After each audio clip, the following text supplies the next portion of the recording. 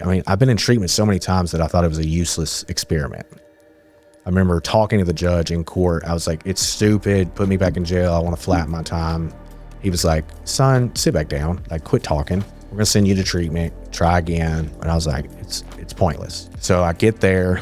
I go to Buffalo Valley. One of the biggest things that happened for me is it changed the way I view my my life, like in the manner of I really expected them to give me something there. So I was putting in these requests to like talk to my counselor, and they're so overbooked that they barely got to me. Like 4 or 5 days later, Yeah. I had put in so many requests. She was like, Matt, what do you want? You know, bring some people in here from AA or NA. Like why are we doing it ourselves? You know, it's like, Matt, why don't you do it? And I was like, you're not listening. You know, like, why don't we get people in here? Like, Matt, why don't you do it? Something happened to me, like through that conversation, where it turned me into a type of person where, like, Matt, why don't you do it? It turned me into a type of person where, like, instead of being a taker, I became a giver. So it turned me into a person of, I want to serve instead of take from this experience. Man, if you decide you do want to put them on, you can, but you can leave them off. That's cool either way. I will say I have to keep them on just because You have to hear everything. I can hear if there's any problems or outside noises or whatever. Yeah. It's just weird, dude. This is weird. You made me nervous now. You do that. You made me nervous. Like, without the headphones, it's like I'm out of my zone. Don't. Really. I'm just kidding, dude. I'm just trying to help you out. No, you're good, bro. All right, good. I'm gonna pray real quick for myself. Go ahead.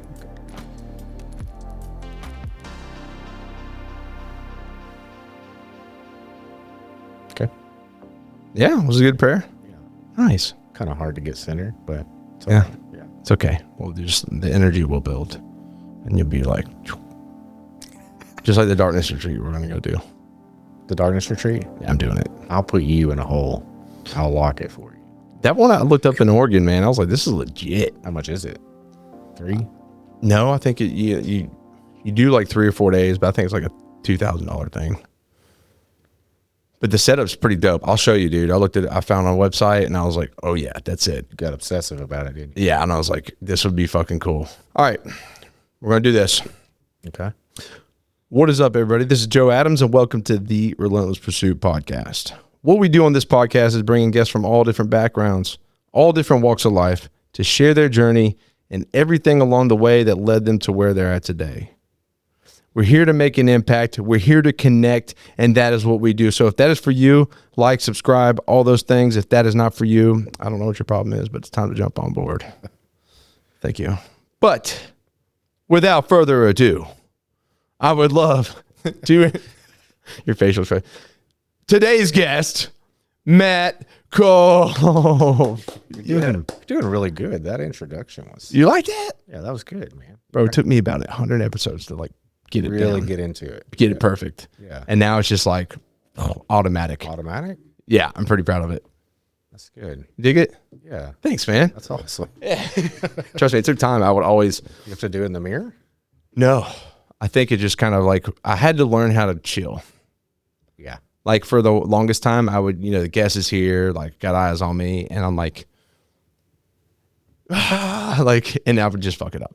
I'd butcher everything. And it was kind of funny. I just left it in. It's like the cameras, the mic, all the stuff, the pressure. Yeah, I don't know. It's just like, and so like I would, instead of it, just kind of like breathe through it. I'm like, I'm good to go. I'm straight. I'm good. But anyways, Matt, welcome. Matt is a rebel today. He doesn't have his headphones on. He doesn't want that. And that is fine. I do what I can to cater to my guests and make sure they are in the right space. And so whatever works for you, man, I got it, dude. I think it's bothering you. No, it's not. No, it's not. No. As long as you're good, I'm Yeah, good. I'm good. Hell yeah, man. Well, for those of you that don't know who this is, you may know someone that he's married to. This is how we got connected. Yeah. Essentially. So I had recently had not recently, a long time ago, I had his wife on this podcast, Chance Culp. And she's like, if you're on TikTok, you've probably seen her. She's out there. Yeah. She's pretty famous. She probably, got a few million.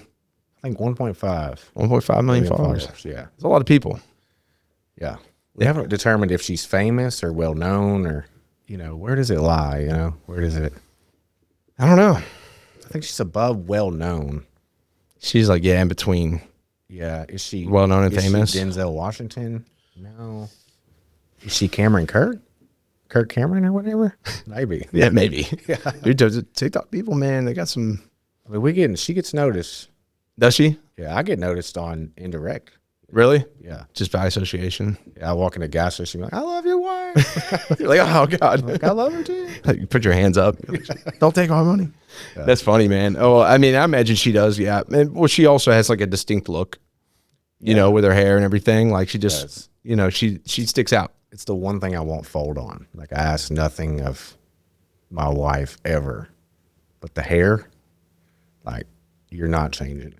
No, don't change it. Yeah, you can't. Like no deals, you know. So you love her hair, like how that is. You know, not like a long hair. I guess it's weird to think about, but I'm like, you know, I like a short-haired woman. Kind of masculine look. You know, interesting. It's like a buzz on the back. You know, I don't know. You know, I dig it. Well, she pulls it off for sure. That's like her look, man. And it's gray. Yeah. Yeah. Oh, dude, old women love her hair. Do they? Everywhere we go. Like, made me look like that. That is such a great haircut. That's nice. Hell yeah. See, I mean, my wife, obviously, I love like long, dark hair. Yeah. So totally different, but, you know. And then you got the mullet, dude. I love that. Yeah, we have a few non-negotiables, you know. And the hair, she has more non-negotiables for me. What are those? A beard. Okay. Makes sense. We struggle a lot around me taking care, you know, like self-care, like keeping my beard clean. Yeah. You know, shaving under here, looking well, dressing well. And I'm like more of an Adam Sandler guy. Like I like to wear swimming trunks and baggy clothes and like, I really care what's in here, you know? Yeah. But she's like, no, you're going to look good. You damn right. Yeah. You're like, I'm okay. like, dang. Well, you do look good, man. You look cleaned up. It's so, yeah, that's her. If it was me, I would just be a grizzly bear, you know? Grizzly Adams. I love it, man. That's funny as hell. I mean, I'm going to the barbershop today. I got to get cleaned up, so I feel you, dude. I did. Speaking of non-negotiables, it's funny, like with my wife, obviously I shaved my head to get more tattoos, and she likes it, but she's like, I like your hair. You know, and I looked super sketchy with a shaved head. But then one point I just had this shaved. So I kept the beard, but I just had the middle shaved. So it just looked super like. That's wild. It was like, one of my friends said, he's like, dude, you went for like the mix between like punk rock and Confederate general. Yeah, that's the look. And I was like, I imagine those two. And I'm like, that's exactly what I look like. I'm like, that's kind of neat.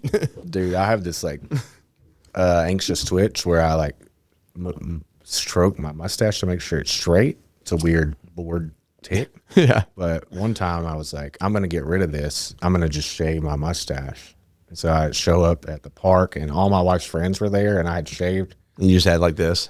Yeah. I look like, I was like, Jebekiah. I look like I was Amish or something. That's funny as hell. They were like, please, dude, fix it now. Grow it back. They're like yelling at your lip, like, grow his hair. That's funny as shit, dude. Yeah. I love it, Some man. people can get away with it, but LeBron James has like a beard with a little. And y'all kind of got, I'm surprised you didn't, because y'all are kind of similar. Me and LeBron? Yeah. And Yeah. just like the height difference. That's about it. I'm thinking I'm going to go Kobe. Yeah. Okay. I can see that. That mama mentality. Yeah. It's funny as hell. Well, anyways, Matt, we'll sit here and bullshit all, Dude, I'll get all day. lost. Yeah, we'll get lost. It'll be like a Theo Vaughn, segment. Actually, he gets into some deep shit too. But anyways, Yes, yeah. Theo, I'd love to have you on here. Come on. Been trying that since day one. One of these days, he's gonna be, dude, that Joe Adams guy, I gotta get on that podcast. He might. I believe it, dude. Yeah. Yeah, it's not gonna even be hard for me to get whoever on. I think he lives here. Huh? Tennessee. Yeah, I think he's in Nashville. Yeah. Yeah. Anyways, man, here we go. First 30 minutes, just us bullshitting.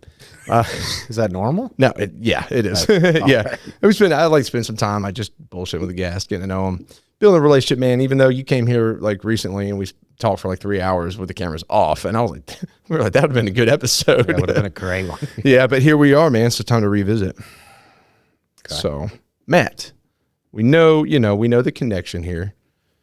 Now, just tell us what it is that you do currently in your life, your day to day, and then we're going to take it back. Okay. I own and manage sober living facilities here in town. They're It's 15 men's homes. It's called Threshold Recovery for men who struggle with addiction. Men live in-house. They have accountability wrapped around their life.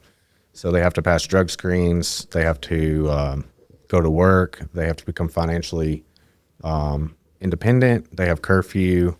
And they have to go to so many meetings, obtain a sponsor, and have a home group. So we try to do those like 5-6 things really, really well. Yeah. So those are so it's kind of a step down from a treatment or sometimes coming out of jail. Yeah. But usually people coming out of treatment, it's step down. Like treatment will teach you how to. It deals more with like clinical side and teaches you how to deal with like your trauma and stuff like that. Yeah.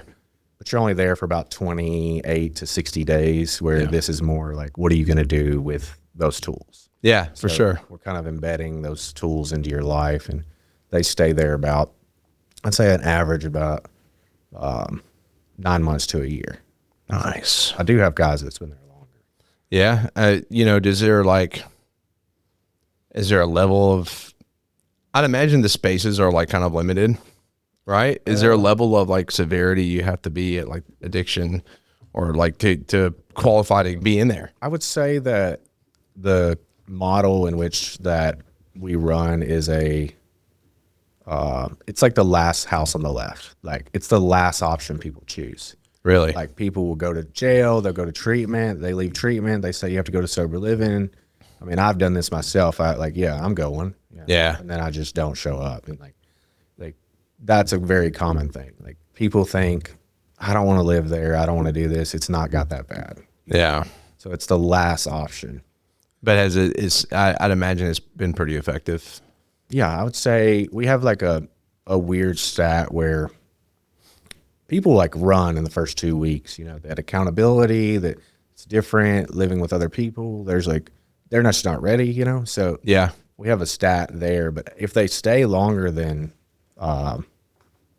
2 weeks, our success rate is around 70% at a 9-month period if they stay longer than 2 weeks. Interesting. So once they get in there, it seems that the brotherhood has a lot to do with it. They get in there, they get the connections, they get a friend, and then they get more friends, and then they figure out like there's a big portion of people in recovery. I was gonna say men in recovery, but I say people in recovery of like that connection and how people like having fun, like going to do things. Like people think I'm never gonna have fun again. Yeah. I'm gonna like have to go to work and come home at 8 and like go to sleep and wake up at 4 and like that's gonna be my life. But that's not necessarily true. Yeah. Like, I mean, people like there's like sober softball teams, and there's like people go, they have like bowling, and people like do all types of stuff that are regular activities that we hadn't done in so long. Like I remember being in recovery early on, and like I was going to a softball practice and I was playing basketball outside waiting on people to show up. I don't think I had a car at the time, and like I was outside and I brought my basketball because I was dropped off early. Yeah. And I remember being out there, and it was like, I think it was like 80, 90 days in, and I just realized like, dude, I haven't thought about using, Hell yeah. It's like that. There's a freedom behind, Probably talk about like it's probably a huge, like, I bet you felt something pretty powerful at that moment. Just realizing that. I did. Yeah. Yeah. There was moments like that in my life where, I don't know, like, there's been moments in my life where spiritual experiences have happened, but it's not like I met God in this thing. It was more like clarity moments in my life. Like, and that was one of them where I'd, it had really just like, almost like time stands still, and you can kind of, like a deja vu moment where you're like, dang, I haven't thought about using, and I couldn't make it longer than 10, 12 days before. Now I'm at 90 days. Like, I don't think that's the pure total answer to the addiction problem, but I think it does have you have to have that component. Yeah, for sure, man. That's really cool. Never thought about that. Like, I guess like when I, was going through addiction, when I was younger, it was like right up until I went to the military, right? And so I went in the military, and it was just like, I didn't really get time to think. I was at basic training, and I'm just like, yeah. And so I never really got to sit in that thought.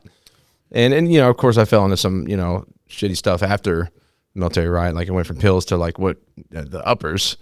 And After the military? yeah. Yeah. Okay. Yeah. And then, you know, because you know, the world I was involved in, you know, getting in trouble and whatnot. But yeah, never, I guess, sat in that. But I will say this. I've always been falling into, you know, the peer pressure usually, like a lot of people. You know, you get around the certain environment, you're just like, all right, yeah, we're gonna have a good time.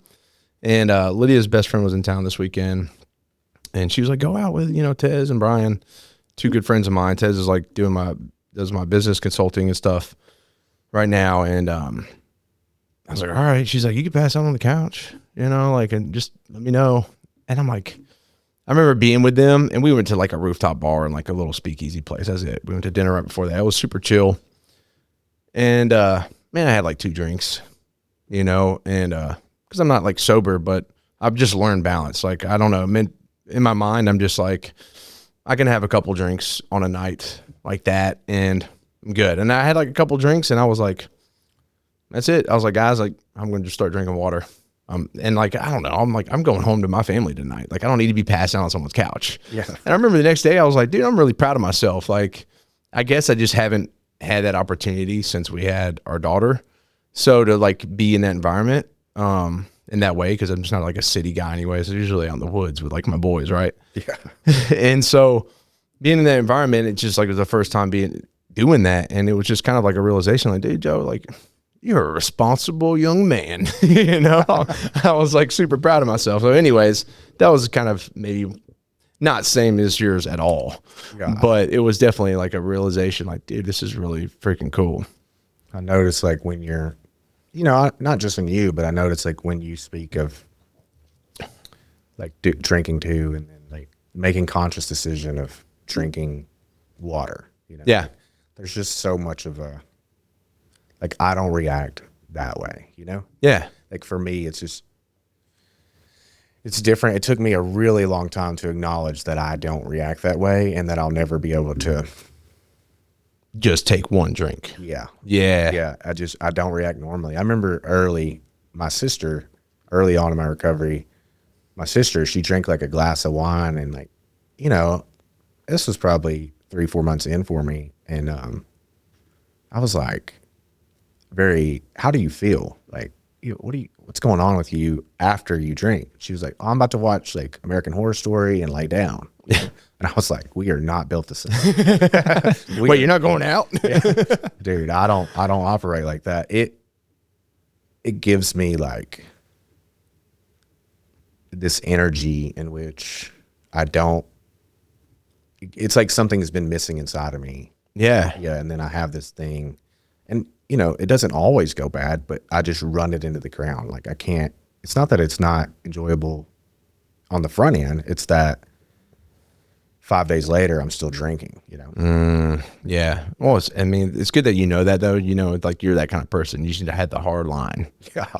Yeah. Hard line in the sand. Yeah. Literally. Yeah. Well, I want to talk more. I want to know about what got you here, though, today with what you do. I know you have some other, I didn't know if you want to highlight what else you do too, but go ahead. Like the business or like my story, my personal story? Yeah. So I want to, obviously your personal story leads you to your business, right? Yeah. So I kind of want to bring those two together. Okay. So I want you to take us back though. Young days of Matt. Little Matt, where you from? Okay. You know, some influences in your childhood, some significant things that like kind of made an impact on your life that you could reflect on, and just take us through the journey, man, and tell some stories, whatever it is. And then, you know, just bring us to the present. I grew up in Memphis, Tennessee. Okay.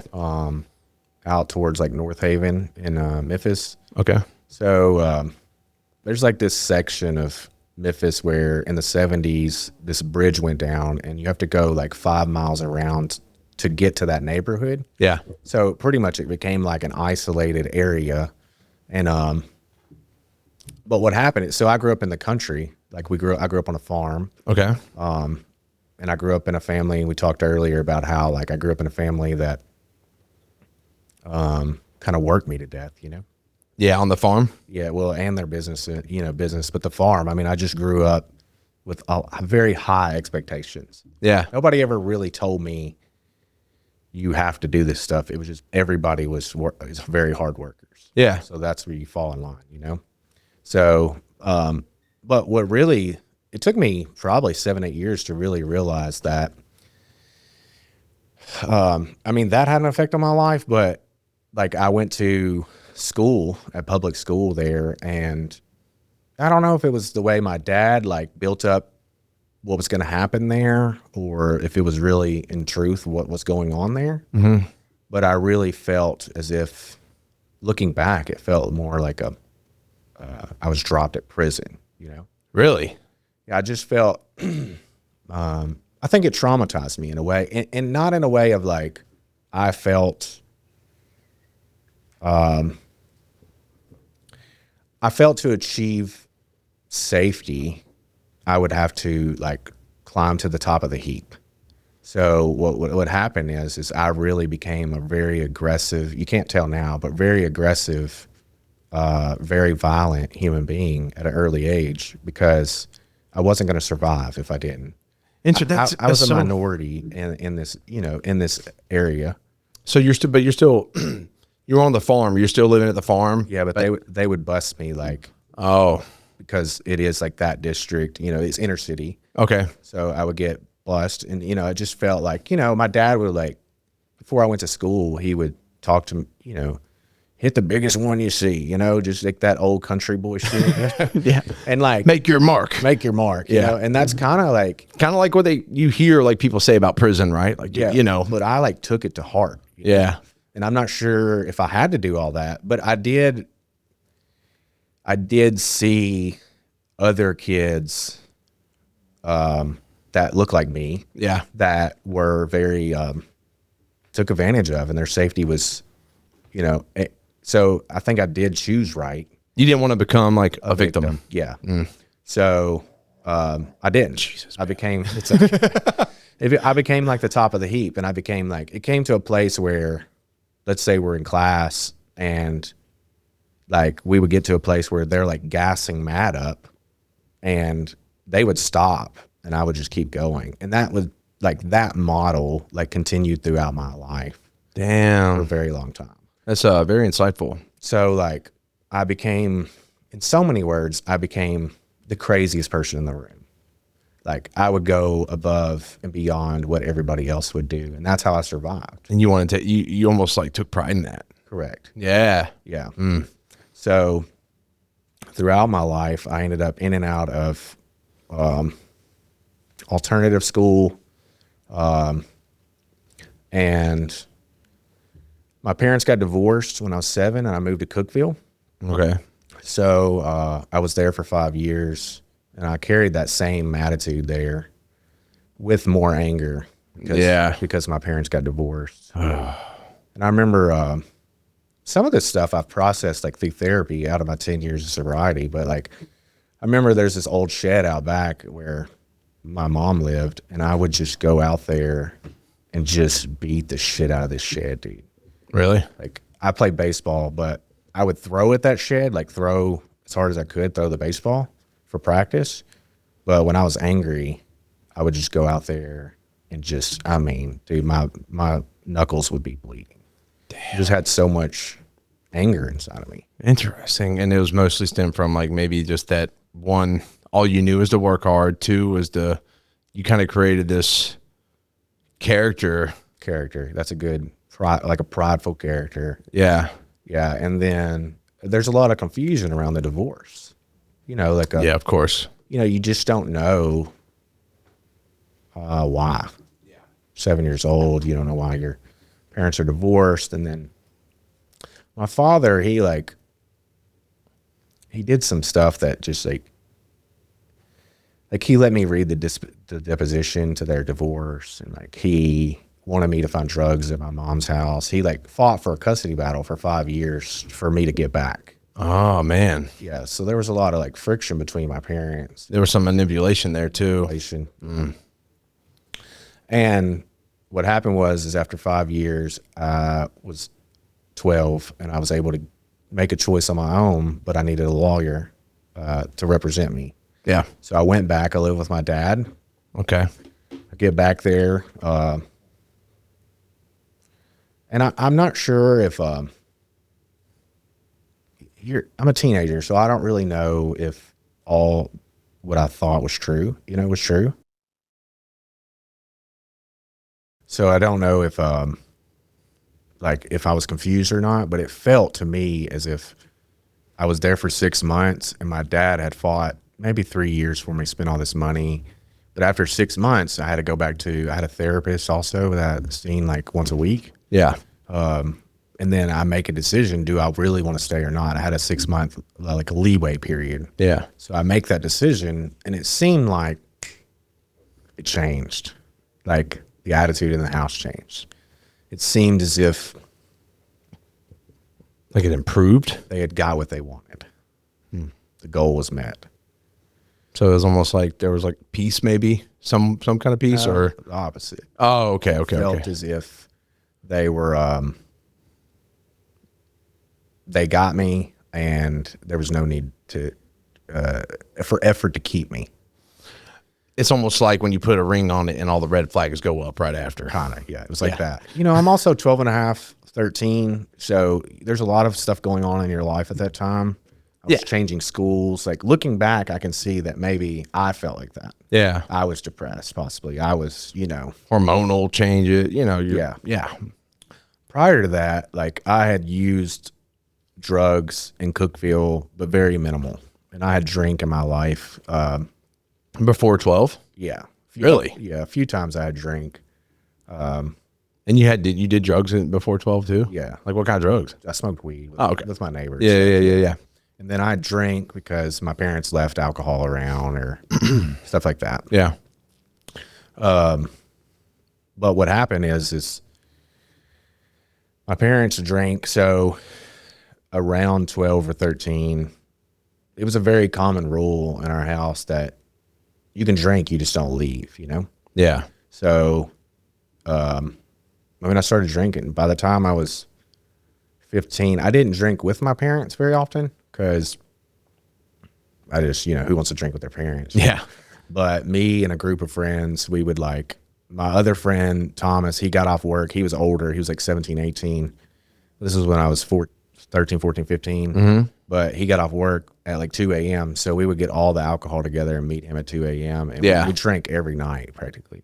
So by the time I was 15, we were going to keggers and like we drank so much that we would be at these keggers, like controlling the kegs and like drinking all their beer up and like, we love to fight, Damn. We were just like really, I was probably the most calm by that time. I think puberty had set in and I was a little bit more calm. Mm-hmm.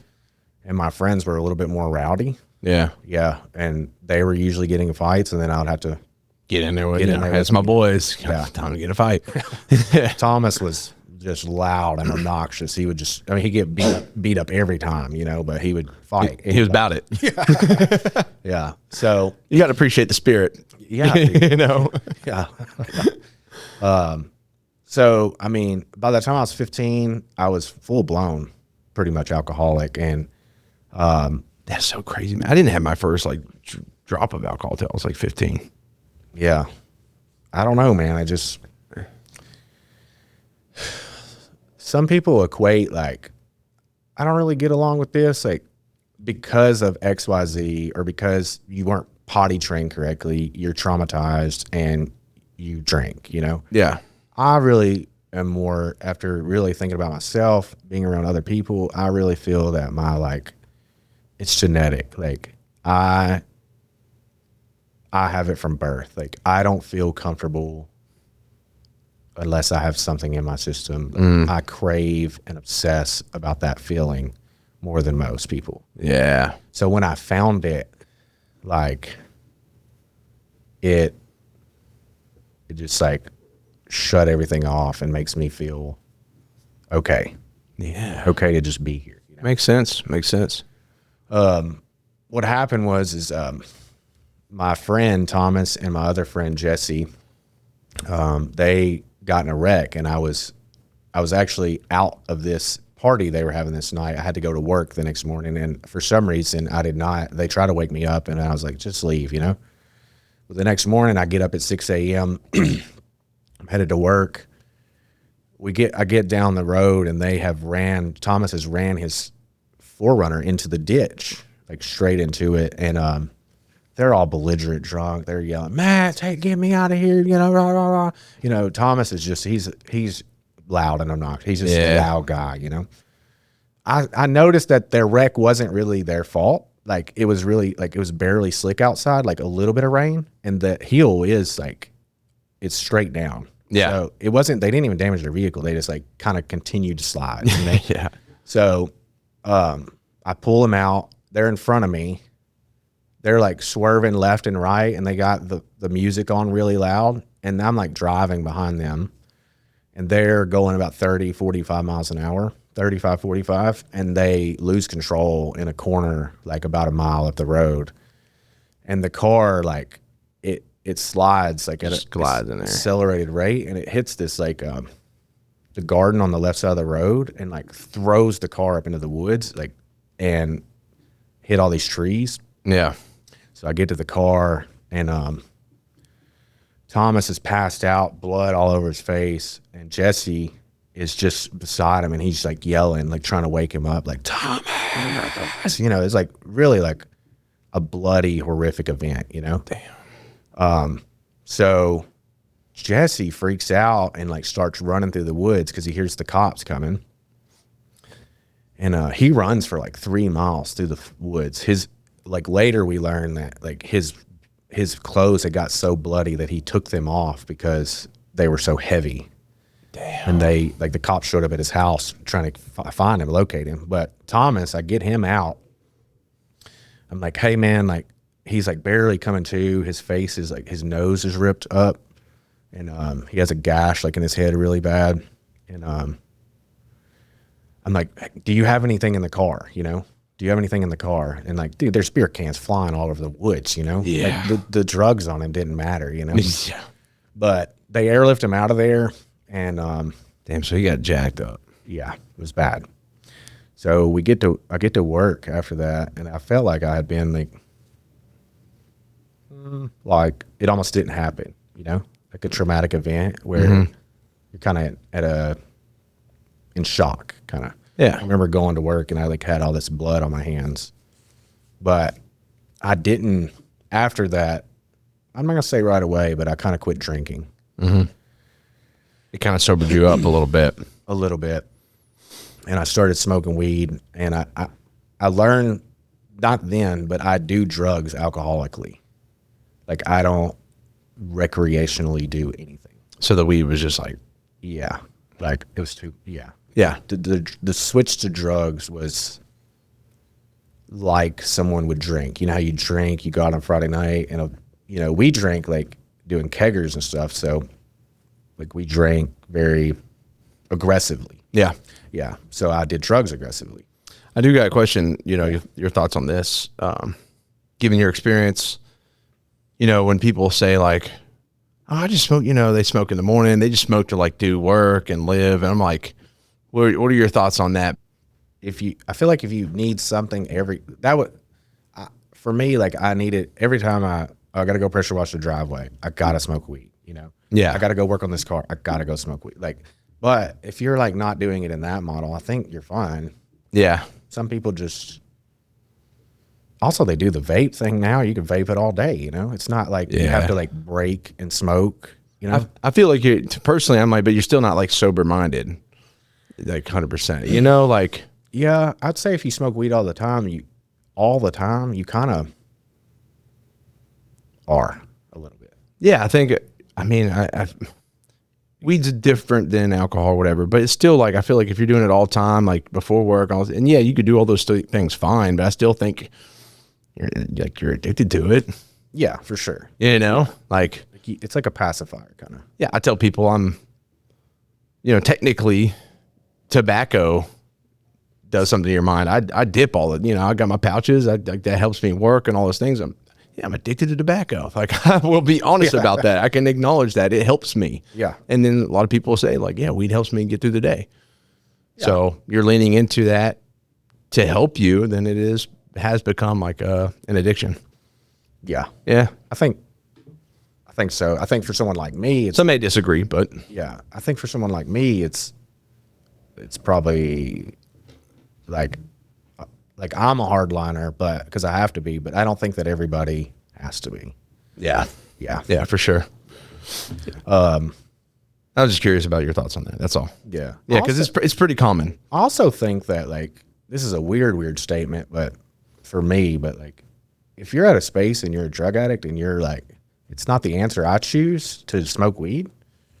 But if you're like at a space where you're so depressed, you're like thinking about, let's say, killing yourself because you're in that type of space, like smoke weed, dude. Yeah. But yeah, for sure. Like I'm a hardliner and I think that's the total answer, but you got to get through this phase of your life. Yeah. And if that keeps you from going that dark, then yeah, do it. Yeah. Then for sure. 100%. Yeah. No, I agree with you. Yeah. So from there, I pretty much continued down a bad path. I ended up in alternative school. I ended up meeting these kids that in inner city Memphis that we all ended up like selling drugs together. And, we all experienced drugs at a very high level. So you moved to Cookeville just for a little bit of time, but this is back. So you moved back to Memphis with your dad. Memphis, Okay. So I'm there. And a lot of us had jobs, some of us didn't, but we middleman drugs and like maybe one of us would get 1,000 X pills and then we would all sell them or whatever, So we would also do as many X pills as we weren't like addicted to this one substance. We would do like a lot of them and then not do them, So one time, I was probably 18, 19, one of my friends texts me and says, "Hey, can you get rid of some dog food?" And I was like, I thought he was trying to sell me like Alpo, like dog food for dogs. Yeah. Because I mean, we sell things. Is it Iams? Is it Pedigree? Like what brand? Yeah. So I'm like, what? And he texts me back H. And I was like, I'm going to call him. This is back when we didn't have smartphones or whatever. You needed some clarity. Yeah. So he's like, nah, like heroin, on the phone. And I was like, man, I can't sell that to the people I mess with or whatever, And he was like, but my next question was like, is it any good? It was the first time in my life I did get over there and I was afraid. Like, I've never been afraid of a drug, but I did like a 10th, which is that's the smallest amount you can do. Yeah. And I did it in like 5 settings, like I did a little bit and then waited and then did a little bit more. And I remember going home that day and I had a girlfriend at the time and I just I felt relaxed. I felt cool. I felt like vivacious. Like I could kind of almost like alcohol, but without the delirious, the like uncontrollability. It's like almost when you have like more wine. Yeah. Kind of like, yeah. Cause I drink, that's all I will drink is wine. And I know I feel different. It's a different feeling than hard liquor or whatever. Yeah. It was like that. Yeah. One of the things that happened was me and my girlfriend at the time were like intimate and I was able to like perform better. So that was also yeah. So the next day I called the guy back and I was like, whatever you gave me, double it. And I don't think he wanted to like sell it to me or, but I mean, I am a customer, whatever. He was like, I'm gonna have to, charge you for this. I'm like, I don't care, Yeah. So I do it. And, there was a 2-year span of me. It took over. It took over. Yeah. Damn. And, I went to a space where life was becoming really hard. Like I couldn't keep gas in my car.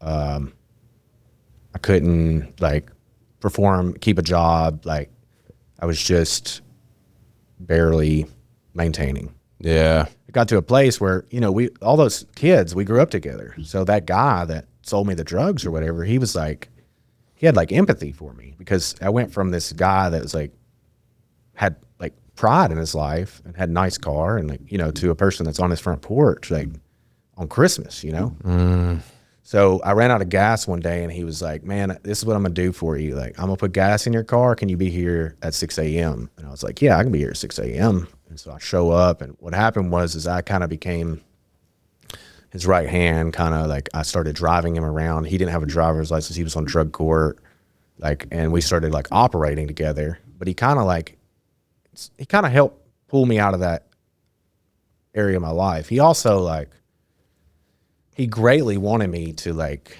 get out of the addicted mentality. Yeah, he probably felt like some guilt too. Possibly, yeah. Who knows? But yeah. And so like he was just, it doesn't mean y'all were doing the right thing, but he did give you something to do with your time. Yeah. That you couldn't be like. There was times where we placed bets. Like I would bet money. Like if I cross this line and I use drugs ever again, I owe you $500. Like there was times where he would like, he trying his way to like put me on the other side again, Damn. Like we would go in trap houses and he would, he'd be like, you can't go to the bathroom, Matt. Like you can't go in there. Like you can't isolate. Yeah. You can't be that type of person. You have to sit out here with us. Yeah. And I would be like, who are you trying to control, man? But during that period, my brother moved in with me, and my brother was on meth my entire life. He cooked meth. He was around meth. He was around it, and I was around it my entire life since I was 14, 15. Yeah. But I had never touched it. Yeah, I do. Sorry to interrupt. I do want to say, like, it's interesting you said, because I just thinking about your story, and you went from like this kid that was, you had all this, like, you were the crazy one, like leading the charge in a way, right? Like you had that kind of persona, and then you're in a point to where like this guy's like, hey, you can't go in the bathroom. You're sitting with us, and you had to like, I'm like weak. You had to like humble yourself a lot. Like, yeah, it's total flip. Yeah, correct. It's very interesting. I don't know. I mean, there was like a component of that in my life where I was still the craziest person in the room. Yeah. You didn't let go of that. There's like, don't die in the bathroom, Matt. Yeah. Okay. Yeah. But there is a weakness that's coming around me, and it's on me. Why can't I put gas in my car? Why can't I hustle enough to, That's humbling in itself. I went from a type of person that had the nicest things in our group to the type of person that's doesn't have gas in his car to even go buy the drugs that he wants. And gas was cheap back then, Yeah. The meth, yeah. So my brother moves in, and he's upset that I'm doing the heroin. Like, I don't understand the contempt, but he was upset, Yeah. Why aren't, he wasn't saying, why aren't you doing meth? But he was really hateful around the heroin, Yeah. So one night after I detoxed like real bad one week, I came out of it okay or whatever. He knew that I was going through that detox real bad. Like, why would I ever do it again, But I walk in one night and there's meth out on the table, and he goes, I mean, you're doing heroin. Why not? And he said, F it. If you want some, there it is. Yeah. So I snort this line. It burns like battery acid. Mm-hmm. I take his vehicle. I'm going to this party out in like a different county. It's Friday night. So I go out there, and I'm in this gas station in Fraser, which is North Memphis, filling up.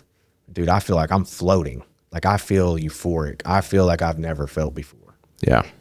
And I go to that party, come home at 3 a.m. The alcohol doesn't do anything, It doesn't touch the meth, So I get out there. My dad has been talking to me about getting rid of this metal and selling it, and we would split the profit, like scrap metal, because he owns a tow service. My dad owns a tow service. Oh, okay. So he'd been talking to me about it for a month, and I'm just so at this point in my life, I'm really depressed, lazy, just not with responsibility, you know. But I remember being at the scrapyard after that party. I was at the scrapyard at 8 a.m. with a full like 2,000 pounds of steel, you know, and I was like, I found what I need in life. Like this is it. This is the ticket. Yeah. Yeah. Forget the heroin, forget everything, forget the alcohol, forget all that stuff. Like it really like, this is what I've been looking for. Yeah. It turned me into that type of person that it was the hustle. Yeah. It wasn't necessarily the euphoric feeling. It was like, you know, and some people, I mean, the first time I did it, I stayed up 5 days. Yeah. Next time, 5 days. Next time, 5 days. You know, like. You were like, yeah, you were geared in. Yeah. Yeah. Yeah. And I really enjoyed the staying up part. So, but there people that do meth enjoy different parts of it. Like some people enjoy the selling, some people enjoy the pain, some people enjoy the isolation, like some people draw tattoos or there's different types of people, you know, but I really enjoyed like the hustle and bustle of it. That's what for me is interesting looking back to like when I was, you know, first time I was like on pills, right? Just on pills, just trying to numb it, like black out all the time. And then fast forward to years later after the military, it's like, I never did meth, but it was cocaine, you know, but I loved the opposite feeling of just being up and alert and just like, yeah, the energy and just like I was just up. I don't know. It just, yeah. It totally flip flopped. It's maybe because I'm not like, it's opposite of me, you know, It allows me to come out and play. Yeah. Yeah. And interesting. I like now I can come out and play. There's probably a barrier in my life that maybe a little bit, like possibly in some scenarios, but I mean, that's took a long time and like spiritual experience in my life. But yeah, but like me coming out to play had to be induced. Yeah. Like some people, my wife, like from everything I've gathered, is like, she just is out. She doesn't have a problem like coming out to play, you know, in so many words, like she doesn't need a substance to get out there, you know. Yeah. To like dance in front of people or like, you know. Yeah. Like to get over that in any type of scenario where I like, it seems that I needed that, you know? I get what you're saying. Yeah. Yeah. You need something like calm your nerves or do whatever. Something that stimulates you in a certain way that helps you like kind of break out of that shell. Yeah. To break out of the shell. Yeah. I do got to ask you, I don't know. I was reflecting on this, but I wrote about, laying there on pills and like get myself to a point where I was like laid out in my drool, like just like felt like I was going to die. Yeah. Like if anybody was saying my name, they could be right here, but it sounded like they were 100 feet away. Then I remember just praying like, God, and at the time I didn't go to church, you know? Yeah. But I was like, God, I'll never do this again. I'll never do this again, God. Just like, don't let me die. Just like, and then I'd like eventually wake up and I was good. And the next thing you know, I'm like back in that position. And I think with just an interesting point, I'm writing about it and I'm trying to understand it too. It really forced me to think, reflecting on these things. It's like the whole time, you know, I have my beliefs in the way I do, but the whole time it was just so easy for me to lie to God. And I thought that was such a profound thing to recognize. Like I'm lying to God every time. The only time I pray is not to die. And then I'm like, let's do it again. Where I'm from, they call these foxhole prayers. Yeah. Okay. So that's a thing. In AA, they talk about foxhole prayers. Okay, yeah, definitely had some of those. Interesting thing to think about, though. Yeah, it's like the cops are behind me. I'm praying, I'll never do this again. And then as soon as I walk out of jail, back at it. Cops are behind you again. You're like, damn it. Yeah. Lord, please. Yeah, that's crazy. It's crazy. Okay, foxhole prayers. I'm going to write that down because it's an interesting concept. I don't know why they call them that. I never put two and two together. You know? I think about in battle, then the foxhole, and like, you know, right up there is like life or death. Yeah. You know, so you're probably sitting there praying, like, dude, I'm about to run across this. Like, don't let me get shot. Makes sense. Yeah. Yeah. Interesting. Huh. Anyways, I just want to ask you about that. So the meth took me down real fast. It does. Like, yeah. To naturally, you know, somebody can drink for 20, 30 years and end up in AA or whatever. But I mean, the meth, like, I'm trying to, like, speeds it up. Yeah. Yeah. Speeds up the consequences, you know. So my first spiritual experience was this experience. So I'm high on meth. I've been up about 7 days. I was driving this vehicle from this girl that had no tags on the car, and it had donuts on it. And I'm in North Memphis driving from her house to my house. My dad lives on a tow line. Very discreet. Yeah. Yeah. I live on the tow line, like a commune, like a gated community, razor wire. So it was a great place to be on meth. Yeah. Yeah. But so I'm driving away from this girl's house. Earlier that day, I had been on the phone with my stepmom, and I had threatened to kill her probably an hour or two before this. Okay.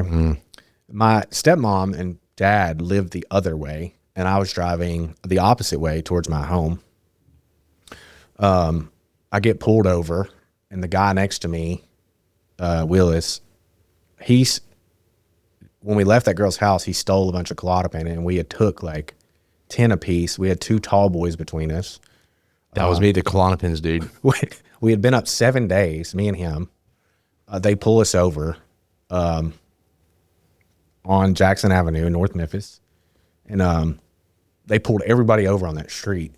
And they pull up, and they're talking to me. And we have the tall boys in between us, you know? He's asleep. He's like barely holding consciousness. And I was like, well, I'm a mechanic. I'm moving the car A to B. I'm really sorry. I mean, it doesn't have a tag on it. You know, this is probably 10 p.m. maybe, so Yeah. 12 p.m. I don't know what time, but dark. Yeah. And they're like, you can go. Okay. So I don't know. Like, damn.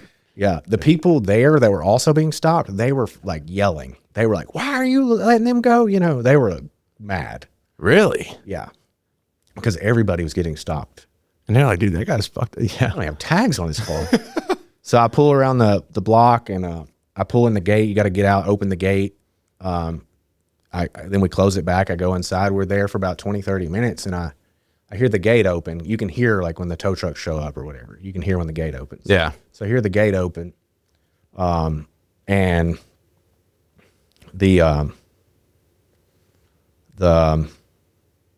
I hear like a knock on the door, and I was like, "Who is it?" And they were like, "Memphis Police Department." And I was like, "Is this UPS?" And they were like, "No, it's Memphis Police Department." And I was like, FedEx? And they knock aggressively again. And then I look out like my side window, and I see I see the gold little name tag thing. Mm-hmm. And I was like, I thought that my dad was screwing with me. I thought he had sent his friend bounty hunter over to like mess with me. Yeah. I wasn't sure who it was, you know? So I finally see that it's them, and they, I have like screws in my door, you know? So I'm like, hey, I'm sorry. I'm trying to open it up. I'm getting it out. You know, I'm like, you know, I'm like unlocking the door. Damn. That's intense. Yeah. So I open the door. They're like, quit resisting. I'm like, I'm not resisting. They're like, quit, you know, they pull me out of there like by my arms. They just like yank me out. They're mad, you know, the whole DHS, UPS, FedEx thing that I was asking them, the parcel companies. Yeah, you're like, screw with us, Yeah. dickhead. So they pull me out of there. They throw me against the wall. They kick me. They spray me, and they drag me across the concrete out to the road. And dude, I'm yelling livid, just like, I mean, just mad, just, you know, they're dragging me. They beat the crap out of me. Yeah. So I'm out there, I'm yelling like, you son of a, you know, I am screaming in the hood at like the top of my lungs. It's 3 a.m., you know. They're like, you have to quit yelling. Like, you have to, you know, they're trying to plead with me, you know. And I was like, I start singing songs like, why can't we be friends, at the loudest, you know, I mean, really loud, you know. That's some very methy stuff, like meth type. You know what I'm saying? It's like it's like you can visualize it, and you're like, dude, that's like some There was drugged out shit. At the moment, I felt a lot of rage, like, and then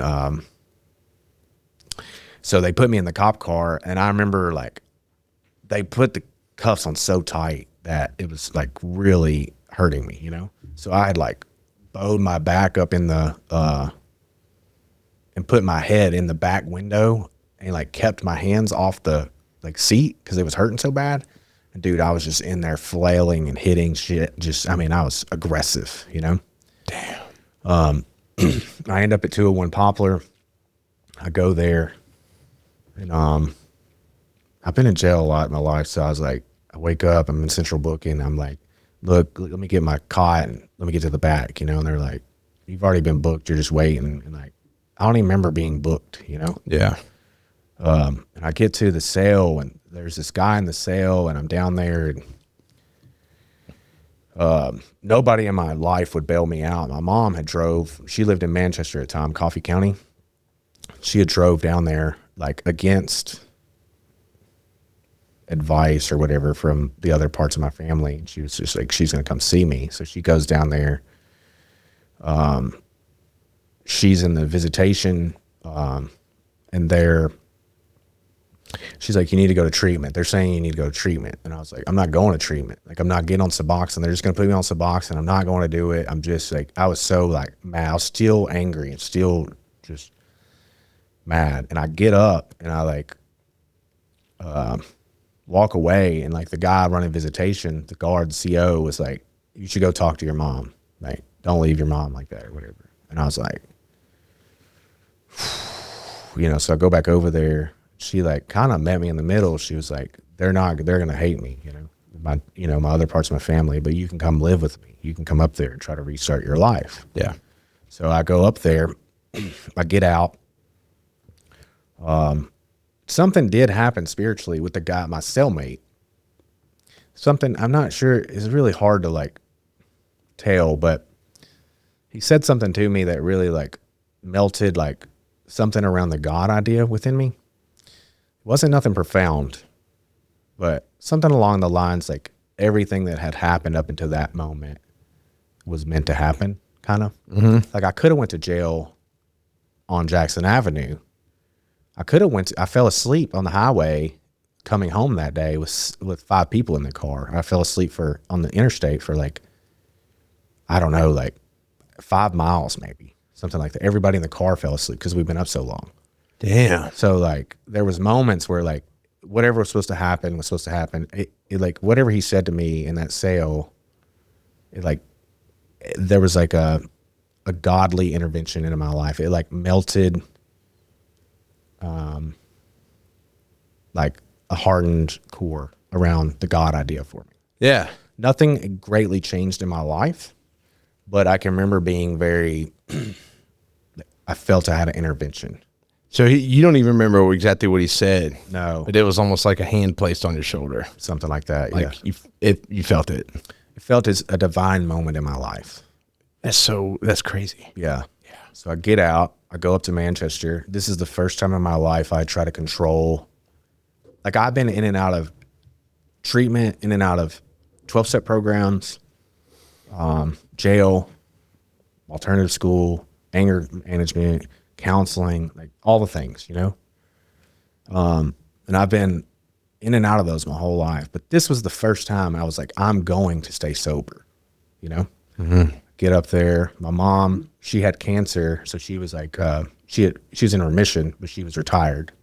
So I get up there and dude, I'm running like 5 miles a day. I'm drinking 2 gallons of water. I'm going to church on Sunday. I'm gonna stay sober. Hell yeah. It was like the first time in my life, like I like pulled out my willpower and I was like, sick 'em, Will, you know, like I was like, I'm gonna do it, you know? Yeah. In the past, I like been in the back of the room. I've been listening. But I'm gonna go back. You know? Yeah. This time I was serious. Damn. What happened was I turned 21. My stepdad took me out to the lake. And my favorite thing to do in the world is water ski. So he takes me to the lake. He rents a boat. We go out there for like half a day or whatever. We water ski. We get back to the house. I'm about 80, 90 days sober. Nothing, you know? And he says, hey, you want to go catting around tonight? And I was like, he's like a good old country boy, you know? I was like, I don't know what catting around is, but we can go, you know? Yeah. And so we go out to the pool hall. He buys like a bucket of beer. It's my 21st birthday. He thinks no harm. I think no harm. Yeah.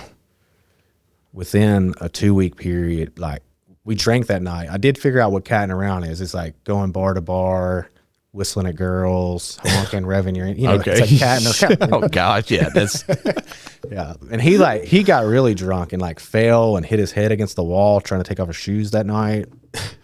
Nothing heavily went wrong then. It was a good night. yeah. It's like bonding experience with my stepdad, But what happened was, I mean, I barely had any possessions left from that moment in my life anyways, but within 2 weeks I had sold the rest of my possessions. I had started doing meth again and I was just off to the races. Dude. Yeah. It was like that light was there. And then it's just like, Yeah. that's crushing, man. Yeah. And I wanted it so bad, that willpower in me was like so strong. And my stepdad thought, just pick up a tool, do some work, and your problems will kind of disappear, And he could drink, he could set down cigarettes today and never smoke again, Yeah. He's like that type. He's like a old Marine, and he like has self-control in a way that most people don't, So he couldn't understand my problem. He didn't know what he was doing. I didn't know what I was doing. But it did lead me it's quick, Yeah. So during that process, I had met this girl, and that sucks. And the girl prior to that was like a goody two shoes girl, and she had, she was like, she had cheated on me. So the goody girl of my high school career, which I probably, like took advantage of the relationship. I was on drugs a lot, Yeah. But she cheated on me, so it did cause like me to like revolt. So I go get this other girl. She's like the girl, like a Bonnie and Clyde street girl. You don't like, she'll accept anything about you. Exactly what you needed. Exactly what I needed. So for the next 3 years, I had a precast concrete job, so I traveled, but we would get laid off, and then over time I couldn't keep that job. I ended up catching my 3rd DUI. So I couldn't get to the jobs or whatever, but for the next 3 years, 2 years, 3 years, we pretty much lived in and out of motel rooms, living and gambling. Like gambling is a big thing in Manchester, Tennessee. Oh, really? Yeah, like backroom gambling. So I met her at the pool hall, and like we just like deteriorated as human beings, like really, really bad, And like we lived a fast lifestyle. We slept in the car. We rented motel rooms for a week if we could. I worked there, like it was just a bad scenario. Well, one time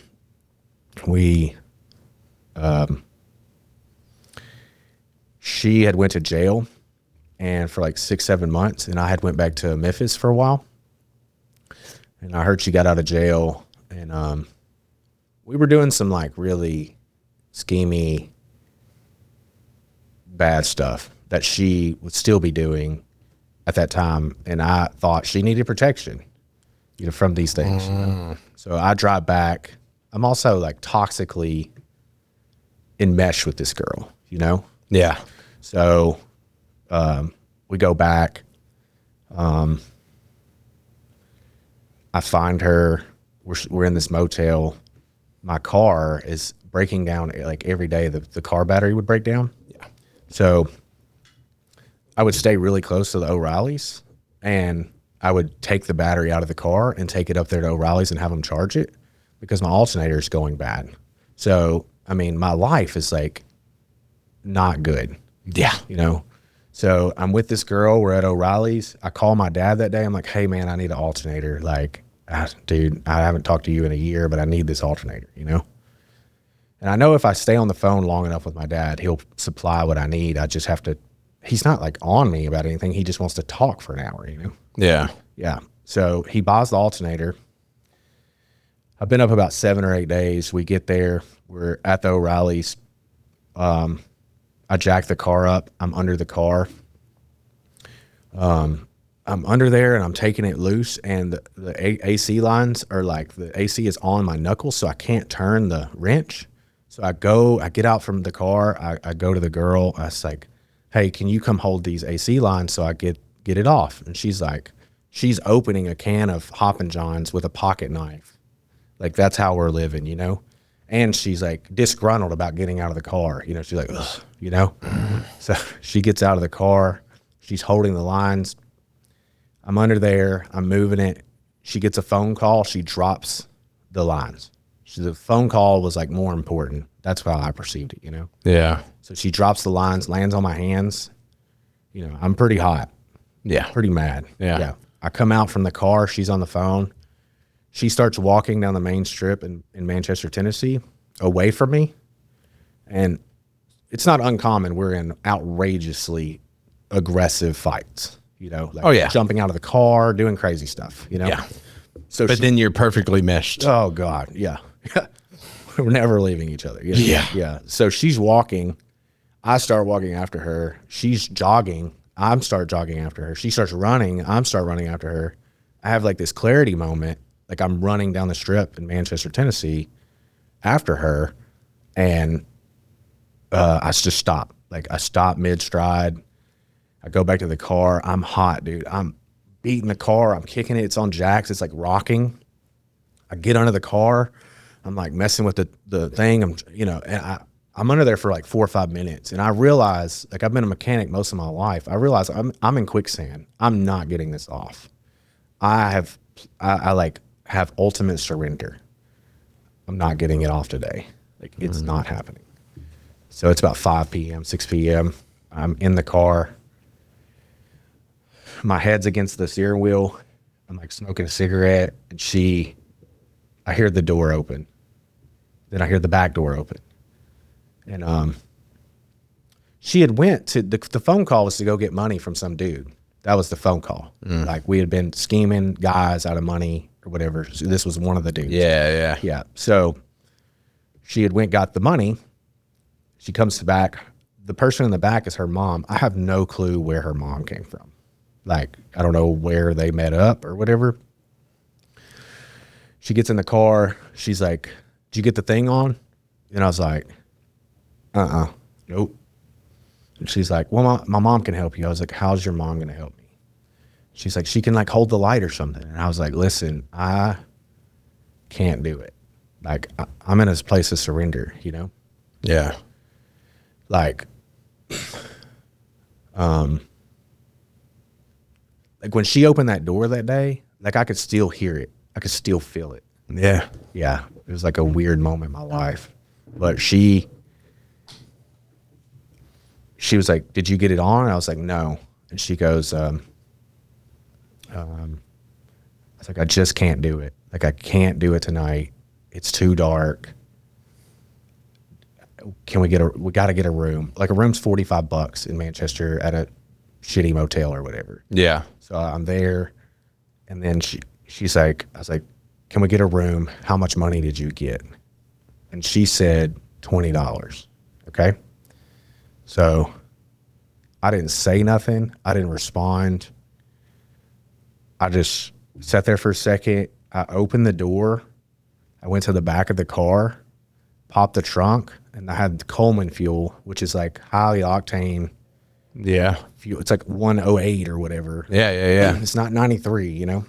And I have it in like a 2-gallon can in the back of my truck, or back of this Toyota Camry or whatever. Mm-hmm.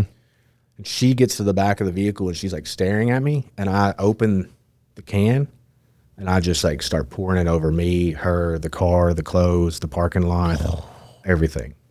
And I like take this lighter out of my pocket, this like cheap crack lighter, and I'm like looking at her dead in her eyes.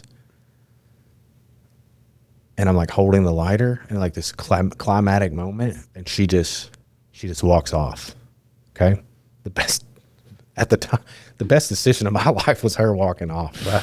Yeah. So at the moment, I got the answer I needed. There was like this strive to like always be there for each other, this like Bonnie and Clyde thing. And like, I didn't feel that she was there for me. Mm-hmm. And like in this moment, this utmost climatic moment, she proved it, you know? Yeah. I mean, hats off to her. She should have proved it. Yeah. She saved y'all's life. Yeah. That is crazy. So like you really needed that kind of clarity that like, hey, are my assumptions real?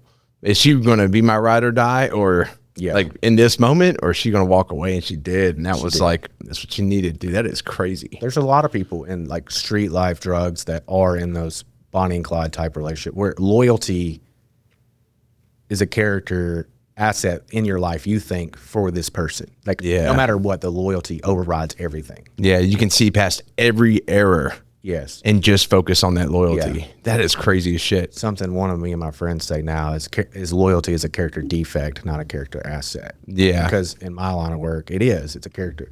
Yeah. It makes sense for sure. Like you're going to love this person no matter what. Like maybe they don't deserve. Yeah. When aligned with like righteous people, for sure. Like it's a different, there can be a different viewpoint on it, but like, it's just like, we choose who our family is, you know, like a lot of people think they're blood related to somebody and they're like, that's my family. And they'll make you miserable for their whole life, but you're like, it's family. Yeah. You got to do it, you know? And it's like, you don't have to, like, why spend your time stressed out with people that maybe bring all this chaos into your life when you can choose your family and have people in your life that like you resonate with, right? Yeah. So and be loyal to them. Be loyal to people that are going to lift you up. Correct. Yeah. And that's it. Family's just a good example, but it's just friends even too. Like there's other people in people's lives. Yeah. Yeah. So it's just one of those things. Like I think just making the conscious choice of like who those loyalties are to, you know. Yeah. But it can be like in that line of work with what you do, it's definitely a defect. You hear it all the time. Like they're like these guys will like. They'll get their first check and they're like, instead of paying their fees, they're like, I had to do this for this person. I'm like, you didn't have to do any of that. Like you gotta like fix yourself and like become sustainable. That's what they want from you. Yeah.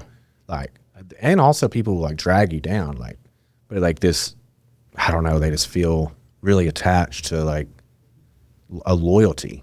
A false loyalty, you know? Yeah. Will that person do that for you, you know? Well, you see that in certain lifestyles, like certain like gang lifestyles and stuff like too. Yeah. It's like it's loyalty, and it's like it's ruining you. Like, is that even? Do you want to be loyal to that? Street code of like the not snitching. Like, people in prison know that once you're in prison for a long time, you know, like there's only two types of people that are snitching and ain't snitching, and a lot of people, you know, on the street it's a very high code, but in prison it does kind of change. They see more of. Because it's more of a survival in prison thing. Yeah. Yeah. You put 20, 30 years on your life, it's a little different. Yeah, for sure, man. And if you know, that can give you another chance. My wife, she hates that story, the rallies. Yeah. She's like, you don't even burn her. You get all the way to this point, it's like, nah. Yeah. From there, I like go inside. I've been in so many O'Reillys in my life that I know they have saline solution in the back. So I get in the back, I get it all off me. I come out to the lobby and there's a cop standing there. The whole road is blocked off. Everybody, every patrol, anything in Manchester is gridlocked that area. Where y'all were at? Yeah, there's fuel everywhere over this parking lot. Oh. Yeah. So during that time, the mom had called the police and so I walk out and the cop is standing there in the lobby and he's like, Matt, can I speak to you? And I was like, man, like the O'Reilly's dudes were really cool with me. So I didn't want to talk in front of them. It's like, hey, can we speak outside? And they're like, yeah, sure. So, you know, I got all the fuel off me, off my face. And like everything's good, guys. I didn't even do it. Dude, we're standing in front of the entry and it's gridlocked. Like the whole road is shut down. They're like, they're insinuating that I didn't do this. Maybe there was an accident, you know? They're not like, they don't have me in handcuffs. They don't, you know, and the questions are leading towards that I didn't do it, you know, that it's something made it happen, you know. I seem calm. I'm always like really composed, you know? So they had asked me a series of questions. Finally, they had asked me the right question. Yeah. They're like, why did you do this? And I was like, I looked this cop dead in his eyes and was like, I guess I just want to light my own birthday candles. And he was like, yeah, you're going to the hospital. Yeah. Load them up. Damn. Yeah. That is nuts, dude. There is a little bit like, after that, I got out of the crazy hospital and I end up going back to Memphis. I meet up with that girl. I put that The alternator. good one. No, No. Oh, I put that alternator on in like 40 minutes when I got out of the crazy hospital. It was very easy. It wasn't as hard as I thought. a lot less stressful. Yeah. I meet up with that girl. I don't know why she would, but we meet up. I break ties, like have closure. I was like, I can't do it like anymore. Like I'm done, You hear somebody online, they're like trying to be cute, like I'm a beautiful disaster, but like y'all were like a beautiful disaster, like the definition of that, because it was like you talked about how y'all meshed, but it was disastrous, Toxic. That's like I'm just picturing like that component. I don't know, like I hear you talking, I try to put myself in your shoes, like I can't do that, but like Yeah. you're telling me your story, and I'm trying to walk with you through it the best I can, and it's heavy stuff, man, because all I can sit there and think about like is the feeling you have inside. But I'd imagine you maybe are at a point sometimes where you don't feel anything. Yeah. Sometimes. Yeah. Like you're like just numb to it all. Like I just, I said a second ago where I'm like, always composed, Yeah. like I always have this, I don't know, like it's been really hard in my sobriety. It's like learn to like sit with my emotions, Yeah. Yeah. So I separate from her. I go back to Memphis. I end up homeless for about 18 months, a year, somewhere around there. That caused a lot of trauma in my life where like just being out in the heat, can't get unhot, and I end up out in Oregon with this, trying to run for myself with this girl. And I had like a step zero moment in Oregon where I was like 3,000 miles away from me. And there I was, still myself, I tried to really get away and I couldn't.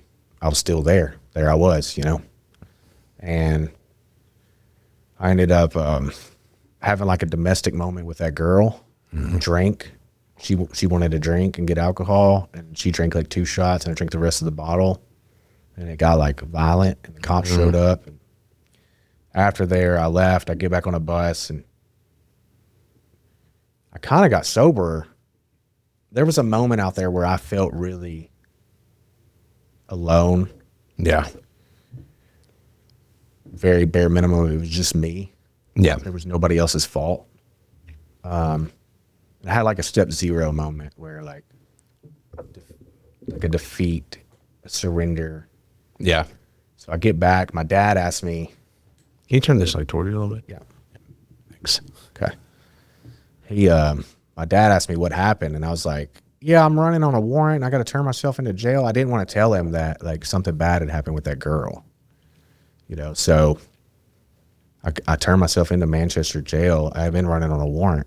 I was like, I can't get a job. I can't ever improve my life. And it was just a lie, that's not why I was back, but I turned myself into jail. And they were as confused as I was. Nobody turns themselves into jail, dude, Yeah. And in jail, I had there was like 2 people that went to church there, and I was one of those people. Nothing really happened in the church process or whatever, but when I left jail, I didn't want to leave. And then they sent me to treatment at Buffalo Valley. I've been in treatment so many times that I thought it was a useless experiment. I remember talking to the judge in court. I was like, it's stupid. Put me back in jail. I want to flatten my time. He was like, son, sit back down. Like, quit talking. Like, we're going to send you to treatment. Try again. And I was like, it's pointless. Yeah. Thought you were just a lost cause. Yeah. So I get there. I go to Buffalo Valley. And one of the greatest things that happened, it's a state-ran facility. It's grant funded. It's not niceties. There's nothing, a lot of people are on furlough. I was on furlough. So if I went back to jail, or if I left, I'd go back to jail, or if I didn't complete, So I'm there. One of the biggest things that happened for me is it changed the way I view my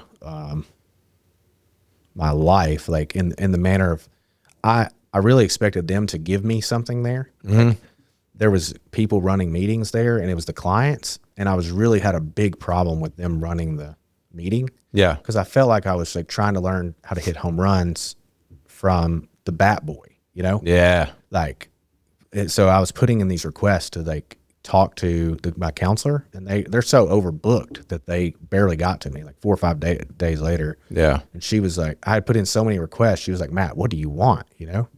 So I'm like, dude, I'm telling her the story about bring some people in here from AA or NA. Like why are we doing it ourselves? You know, it's like, Matt, why don't you do it? And I was like, you're not listening. You know, like, why don't we get people in here? Like, Matt, why don't you do it? And I was like, lady, you're not listening. You know, like, yeah. And like something. She was telling you something. She was telling me something. Something happened to me, like through that conversation, where it turned me into a type of person where, like, Matt, why don't you do it? You know, it turned me into a type of person where, like, instead of being a taker, I became a giver. So it turned me into a person of like, I want to serve instead of take from this experience, you know? So yeah. So you actually started to do it. I started to do it instead of being defiant and like being like, you're not doing it right. And like, and when I left there, I pretty much made conscious decisions of the hardest things possible I could do. Like, yeah. Not the easy route, you know? So when I left, I went to AA instead of what I normally would do, which is just evade, you know, the situation. And I ended up getting a sponsor, and I knew that from my prior experience, I knew that I needed to be really dumbed down to figure this out. Like, yeah. I can't outsmart it. I've been trying to outsmart it my whole life, you know?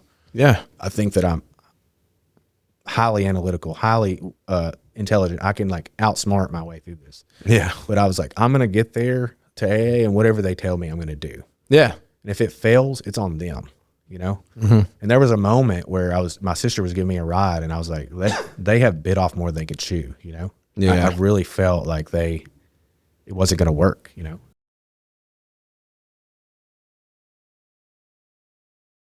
I got a dude named Tater that'll get you going in here, dude. Dude, I'll get fired up, man. Just hearing his name got me ready to roll. Yeah, it does. It does. Yeah, you're like, trust me, he does that. He's funny, dude. Yeah? Yeah. Hell yeah, man. Since it'll be my way, I actually really appreciate that. But so we got about like less than 10 minutes. So dude, I can get the 10 minutes. You know? Yeah, you got it. I think so. I mean, if not, you have to come back, dude. Well, I think we will have a future conversation where I'd love to, where we just talk about a lot of concepts. Different stuff. Like that first conversation we had. Yeah, that was good. You're one of those people I could talk about with probably anything. Does that make sense? Yeah. I butchered that. You get what I'm saying? But obviously before we get there, like, it's also really powerful to hear your story, because that's the reason you're able to have those conversations. Like, at the end of the day, it's your experience that's led you there. You know, as crazy as it's been, I mean, it's pretty wild. I didn't know if you wanted to finish up, you know, because like you said, you found that place you wanted to give. And is that kind of like the full circle? And then from there Yeah. So what happened was, you know, I worked all 12 steps. I became free. During that process, like, the God idea really changed my life. And I had I've been around recovery long enough to know that, like, God touched my life in a paramount way, that I think there was a great deal of surrender on my part, but to know that it's a special thing, even amongst the rooms I'm in. Yeah. Like, something happened to me that was like instant. It changed me. Yeah. Yeah. And like, I was just done. There was a big part of the surrender part where I was just done trying to control, manage my life, and I didn't have any more plans left. So when somebody starts talking about, well, what about this plan? Well, why don't you turn your life over to God and see what happens? I go, well, I didn't have nothing else anyways. You know, I've already tried. That's interesting. You just kind of, you let go. I let go. Yeah. And then I adhered myself to a program pretty much. And I think that doing like a fourth and fifth step, which is an inventory process and then you become free, like a confession,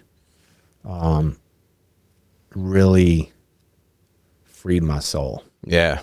Yeah. And then I was able to like do 6 and 7, which is like, we're looking at those character defects and which cause those things to happen in your life and allowing God to take those out of your life. Damn. And then 8 and 9 is like becoming willing to do your amends, like restitution, Yeah. and then going to do those amends. Yeah. So like, one of the amends that I made was I had a out of wedlock child with a friend of mine's wife, and he served 25 years for murder in the state of Florida. Oh. So like after I got sober, the mom OD'd, and I had to take custody of the child. So I called the state of Tennessee, said, hey, I think you got my child. And I made that amends to that man, Yeah. And, my life is on the line. There's other amends that I've made, but like, there's like I try to make my sponsees watch My Name is Earl during their amends process to see like the concept. He's got that list and he has to make the amends. And every time he fails on the amends or does something, the list will increase, and I really like, how free do I want to be, Yeah. And like to have the freedom of, I can look the world in the eye. I can go anywhere and I don't have to look over my shoulder, that I know that I'm completely free, like is a great, like you can't get it anywhere else. Dude, I love that. I know, dude. That's powerful. Yeah, it is. You hear your story and it's like, I don't feel like, personally, you tell me, I don't feel like you live with a lot of regret. I think, do you see it as like all that was necessary for where you're at now? Yeah.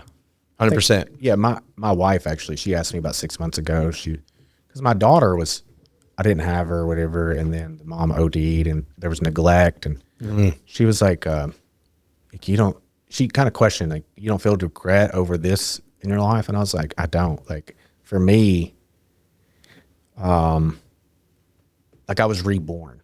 Yeah. Yeah, so like that part of me is dead. Like, why do I regret that part of me? Now, if I do something today and I have a relationship with the God, like the God that I have in my life, and I fail or fall short, yeah, I'm going to have regret, but I'm going to like change that behavior, But I don't say, oh, that was the old me, Yeah. But there was a moment in my life where like there's a clean split of just, that was the old me and this is the new me.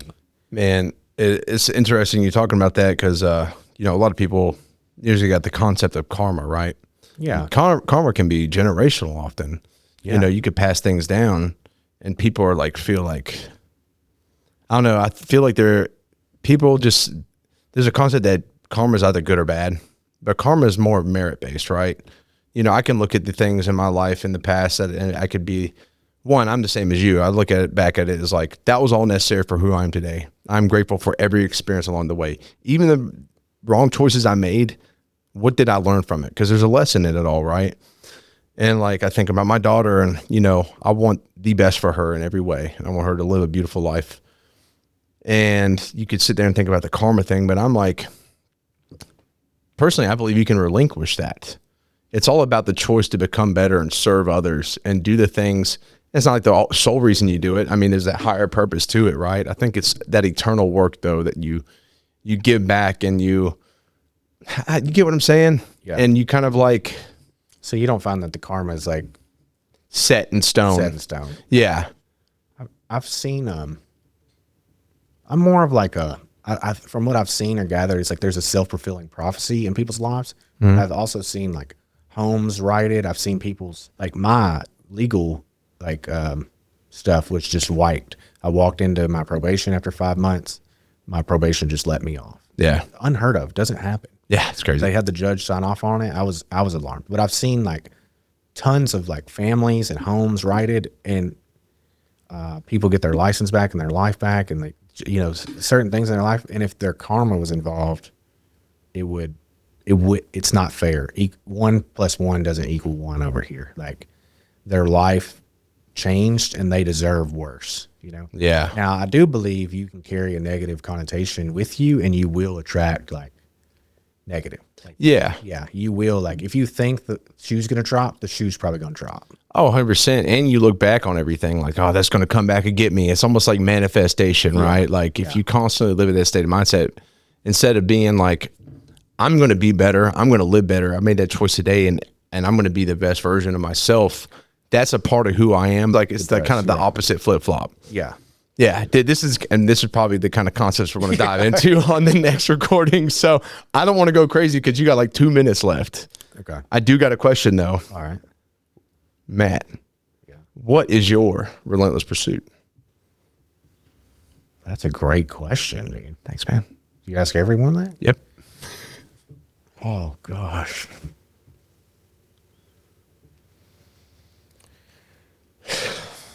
I would say that currently, in the past and in the future, I have a deep drive to become rid of the stuff inside of me that's deep and hidden that I want out. I want light to shine in those places, but I know that the dark has to come out. Yeah. Yeah, and I have a deep, deep drive to do that. Now, I fail sometimes. I fall short of that, Of course. but it's like my lifelong mission. You know? Yeah. Something inside of me like wants to go to Tibet and just sit quiet for 7 years. And just, Hell yeah. but like, I know that that's not my lot in life. That's not what it's asked of me. You have responsibilities. Yeah. Yeah, but I couldn't just walk away from that stuff. But there is something inside of me that wants to be as close to that light as possible, and I want those things out of me. You know? Yeah. Which takes hard work. Oh, yeah. You've got to be extremely intentional. Yeah. You know? Yeah, 100%. Well, that's a good answer, man. I appreciate that, dude. I got so much to say. Like, I just want to keep chatting with you, man. This has been honestly a blast. I could sit here and reflect on your story and just, you know what, but what I gather, you know, at the end of the day is that you went through one chaotic road. And you know, but it's like, I look at you and look at your life now and like, you got a family, you're living with purpose, man. You're helping others. And like, dude, that's a beautiful thing, man. It all came full circle into something that like, I think was a divine thing, you know, because somebody could start a sober living facility, never having done drugs. People try. But like, you had the experience, so you can connect with those people and be like, no, this is my story, dude. This is where you can be. And I think that's just such a powerful thing. Yeah. Sometimes it hits me like moments of gratification where I'm just, I always like, if I would have wrote down my life 10 years ago, you would have set me down almost 11 years ago where you would have said, write everything you want in life and it'll all come true. Like I would have sold myself short. Yeah. Yeah. And Probably same. Dude, like it just, something just came over me. It was weird. It's a weird thing. No, hell yeah, man. Well, we'll cut out. You got to leave. Okay. You got to leave me. But hey, we're going to get this book soon. Thank you for sharing your story, man. It was an honor having you, bro. Yeah. Hell yeah, Matt. All right. Okay. Take care. Oh, no.